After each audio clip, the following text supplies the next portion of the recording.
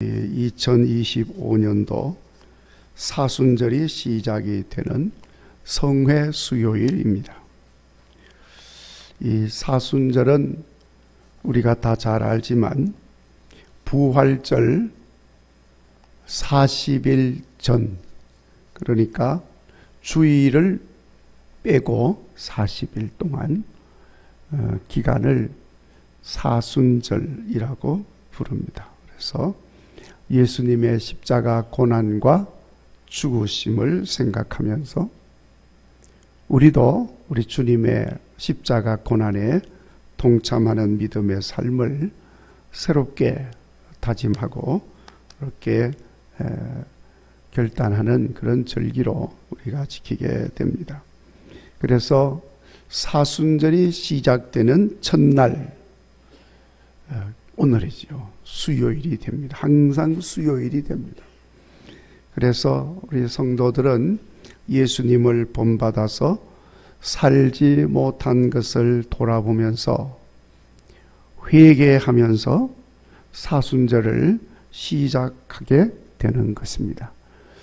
1년 동안 우리가 부활주일이 지난 이후 살아가는 동안에 그만 세상 열심히 살다 보니까 좀 잘못 사는 것도 많고 또 믿음대로 살지 못하는 것도 많고 말씀대로 살지 못하는 것도 참 많이 있는데 다시 이 사순절에 우리가 그런 모습들을 생각하면서 다시 또 마음을 새롭게 해서 또 믿음의 삶을 이제 살고자 하는 것입니다.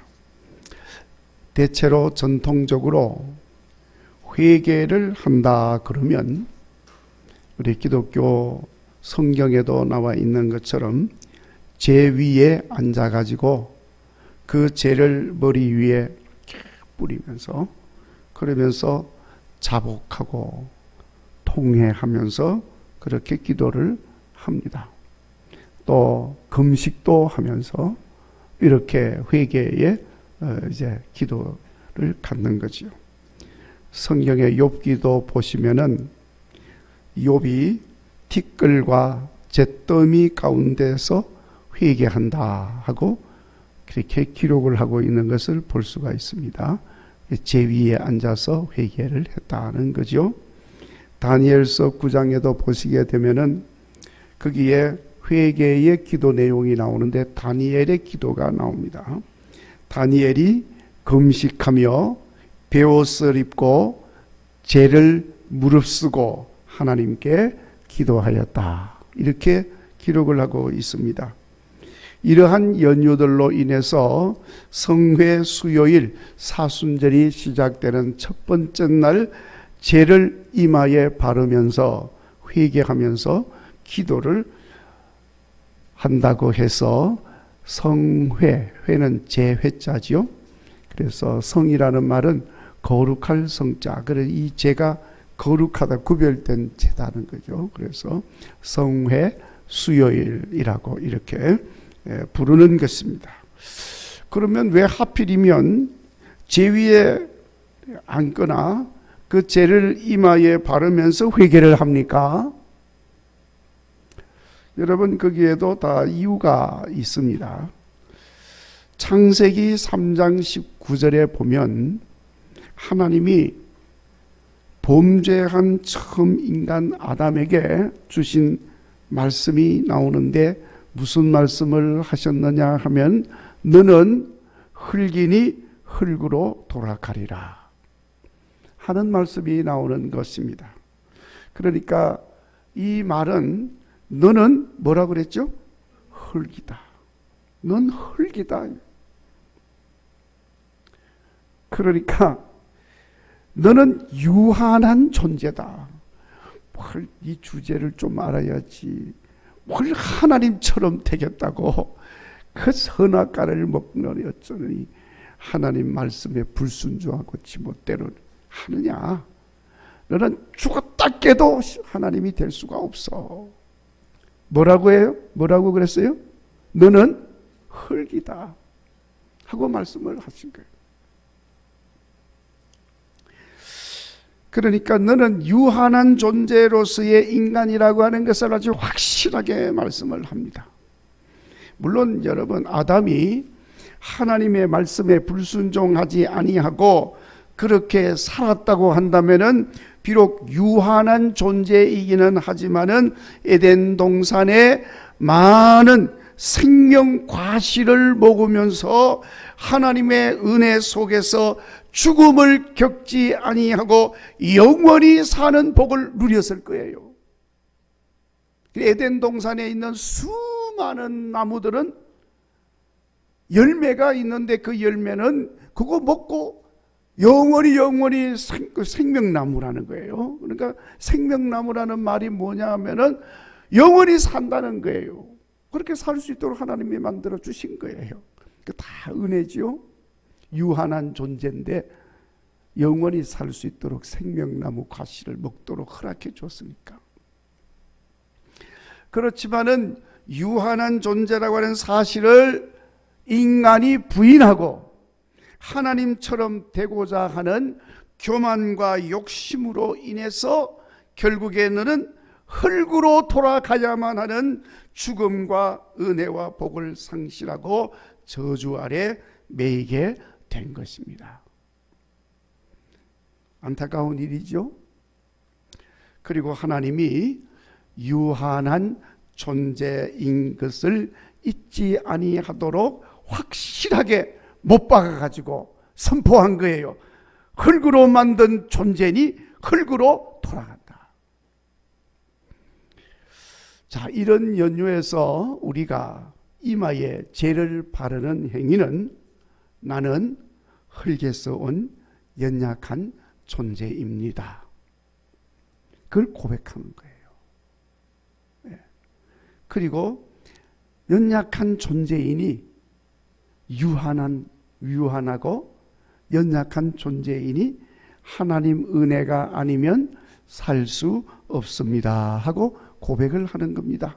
죄 위에 앉는다는 것 자체가 그런 의미를 가진 거예요. 그러니까 티끌과 같은 존재다 이 말이죠.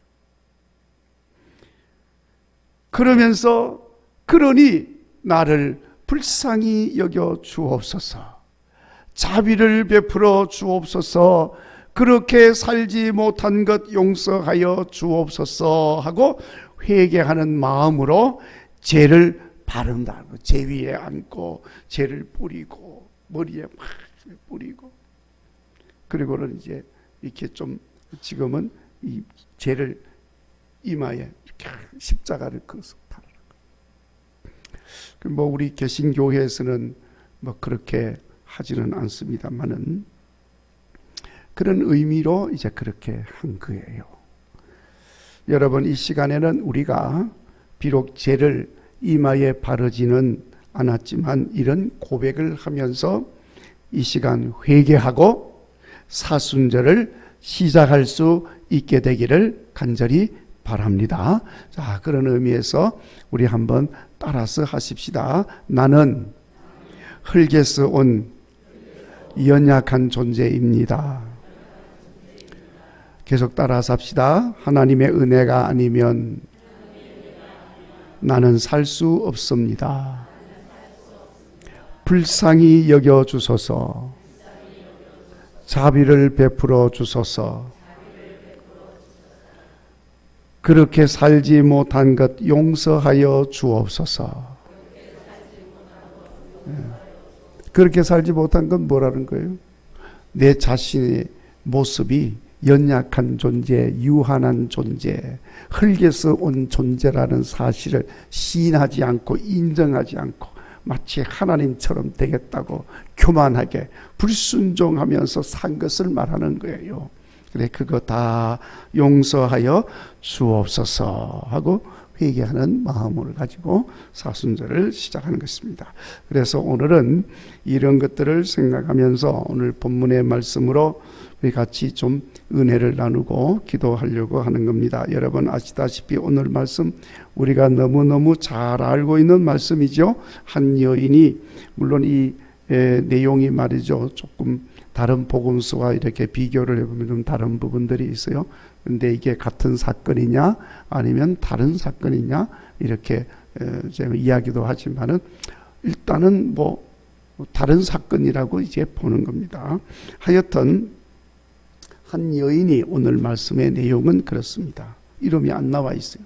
다른 데는 막달라 마리아라고 그랬는데, 하여튼 한 여인이 예수님께서 저녁 식사를 하는 자리에 와서 아무 말도 하지 아니하고 매우 귀한 향유 한 옥합을 깨뜨려 가지고 예수님 머리에 붓고, 7절에는 머리에 부었다.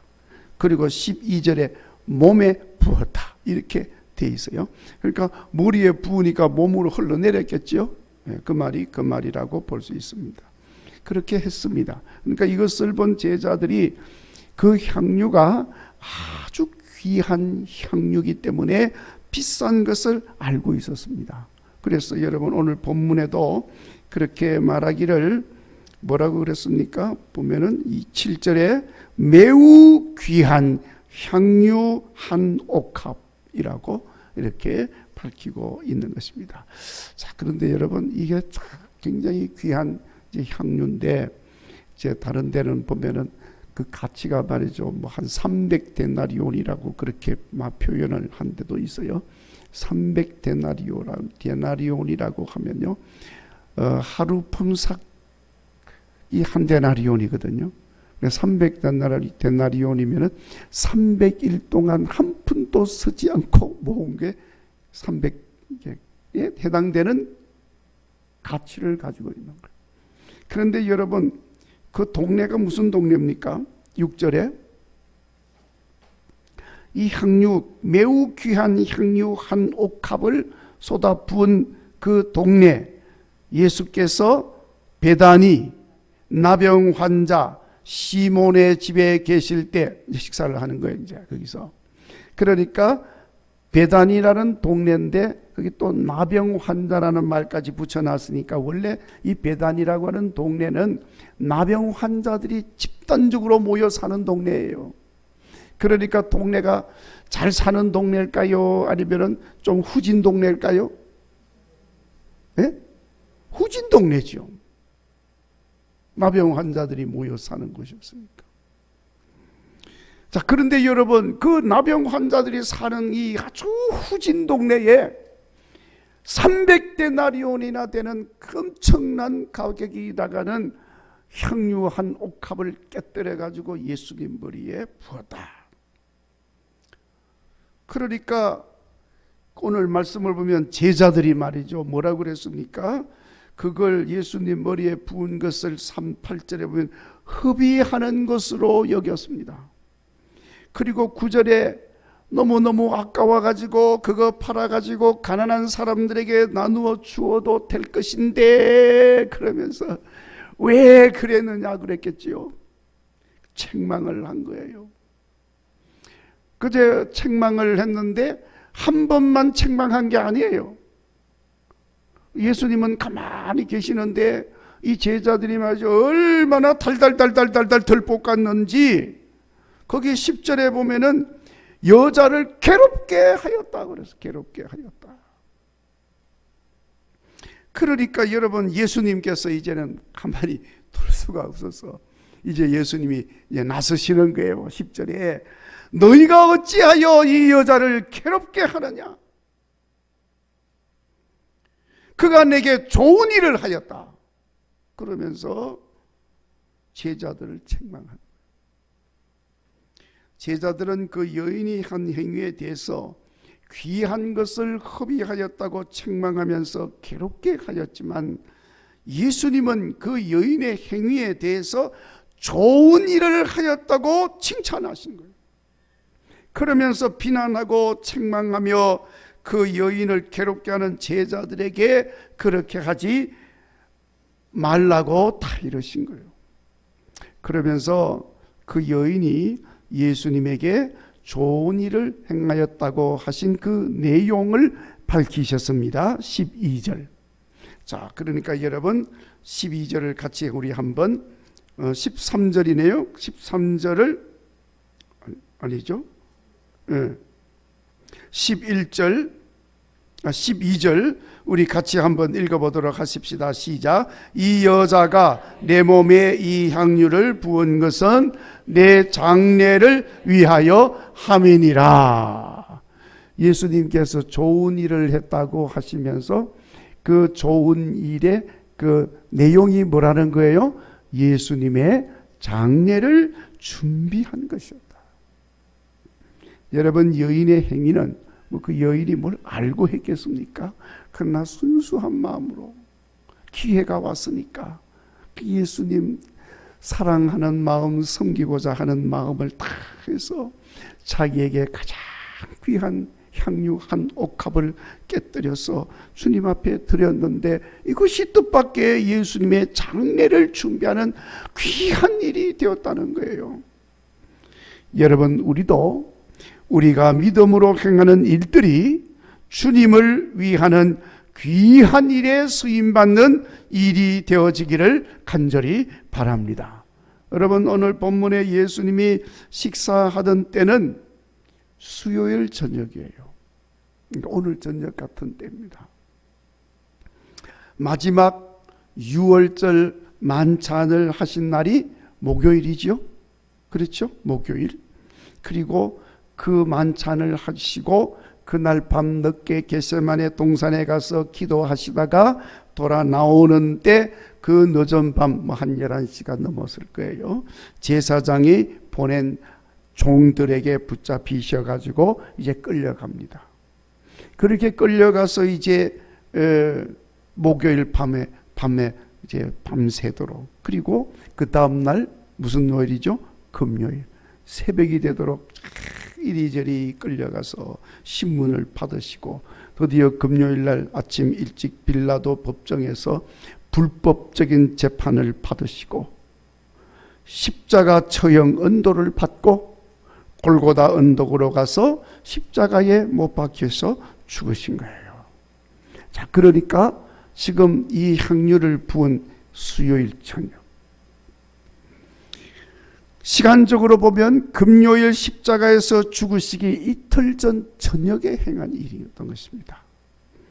이미 예수님은 여러 차례 고난받고 죽으실 것을 말씀하셨지만은 제자들은 뭔가 좀 분위기는 좀 이렇게 무겁고 그런 분위기는 알았지만은 예수님이 그렇게 십자가에서 처참하게 죽으시리라고 하는 것은 상상도 하지 못했어요. 그리고 그 죽음이 그렇게 빨리 올 줄은 상상도 못했습니다. 그때까지도 여전히 제자들은 다윗의 후손으로, 그러니까 왕으로 오신 예수님께서 이제 뭔가 큰 일을 행하셔서 이 체제를 뒤집어 버리고 로마 군대를 쫓아내시고 다윗의 왕국을 회복시키시고 유다 나라를 견고하게 세우실 것이다, 이렇게 생각한 거예요. 제자들은 예수님을 생명을 다하기까지 따르며 섬긴다고 하였지만은 예수님의 죽음을 준비하는 일은 상상도 못했습니다. 당연히 준비하지도 못했죠. 그때까지만도 제자들은 오히려 예수님으로 인하여 무언가 크게 성공하고 출세하고 예수님이 왕이 되면 높은 자리 하나 얻을 것을 기대만 하고 있었던 것입니다. 그런데 예수님께서는 그 여인이 행한 일을 두고 내 죽음을 준비하였다 하고 칭찬을 하신 거예요. 그러니까 그 다음 말은 없었지만은, 여러분, 그 다음에 아무 말은 없었지만 그 행간의 내용을 보면은 생략된 내용이 뭐겠어요? 이 여인은 귀한 향유 한 옥합을 깨뜨려서 내게 붓고 내 죽음을 준비하였는데 너희들은 나를 사랑한다 하면서 죽음도 알지 못하고 아무것도 준비하지 아니하고 뭐 하고 있느냐, 그런 말이 지금 생략되어 있는 거예요. 지금 제가 이 말을 하는 의미를 깨달으시기를 바랍니다. 귀 있는 자는 들으시기를 바랍니다. 여러분, 오늘 우리는 예수님의 죽음을 위하여 무언가를 준비하지 않아도 됩니다. 왜냐하면 예수님 다시 죽을 일은 없습니다. 그러나 우리가 예수님을 사랑하고 따르는 사람이니까 우리가 사랑하는 예수님을 위하여 말로만이 아니라 뭔가 행동으로 행해야 되는 거예요. 어떻게 행동으로 행해야 될까요? 오늘 말씀에 향유를 부은 여인은 예수님을 너무너무 사랑하여서 그 사랑하는 마음으로 향유 한 옥합을 아낌없이 주저함 없이 그냥 그대로 다 부어드린 거예요.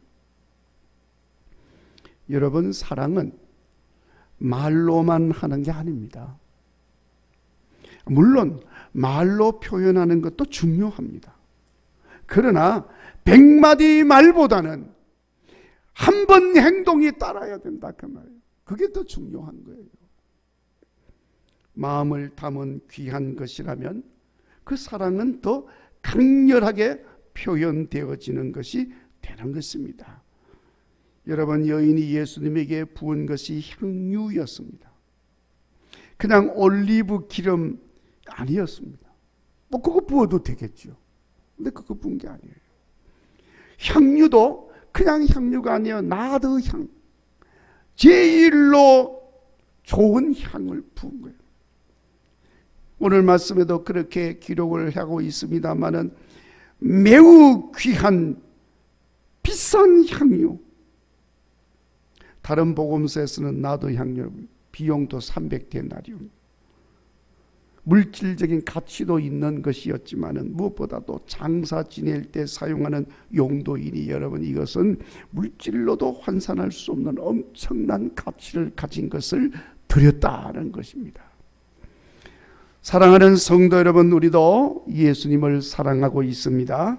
우리의 그 사랑을 강렬하게 드러낼 수 있는 것으로 표현하여 증명이 되는 사랑의 삶을 사시는 여러분 되시기를 간절히 바랍니다. 그리고 오늘 사순절이 시작되는 날, 그렇게 하지 못한 것 회개하는 시간을 가질 수 있기를 바랍니다. 그리고 오늘 말씀을 보면 여인의 행위에 대해서 제자들은 비난하고 책망하였습니다. 그래서 좋은 일을 하는 여인을 괴롭게 했다고 그랬습니다. 여러분, 여인의 행위가 옳은 일이라면, 예수님이 옳지 못한 일이라고 한다면 예수님이 먼저 책망을 했을 거예요. 그런데 정작 예수님은 가만히 있는데 왜 가만히 있었을까요? 좋은 일을 했으니까. 그런데 제자들이 먼저 나서가지고 책망을 하고 비난을 하고 그러고 있으니 여러분, 얼마나 볼성사나운 일입니까? 더군다나 예수님은 좋은 일을 행했다고 칭찬하는데 제자들은 책망하고 비난했으니 얼마나 경솔한 행위를 한 것입니까? 물론 사람마다 생각이 다르고 또 판단하는 일이 다를 수가 있습니다. 그런데 본문에서 제자들의 판단처럼 비싼 것이니까 그냥 그렇게 쏟아부어서 허비하는 것보다는 팔아가지고 동네도 동네인 만큼 가난한 사람들에게 나누어 주면 얼마나 더 유익하고 좋은 일이겠습니까? 그렇지만은 지금 여러분, 이 여인이 행한 행위는 예수님께 행한 일이에요. 그렇다면 내가 먼저 나설 일이 아니죠. 나서더라도 예수님이 먼저 나서시고, 뭔 지시를 하더라도 예수님이 지시를 하셔야지.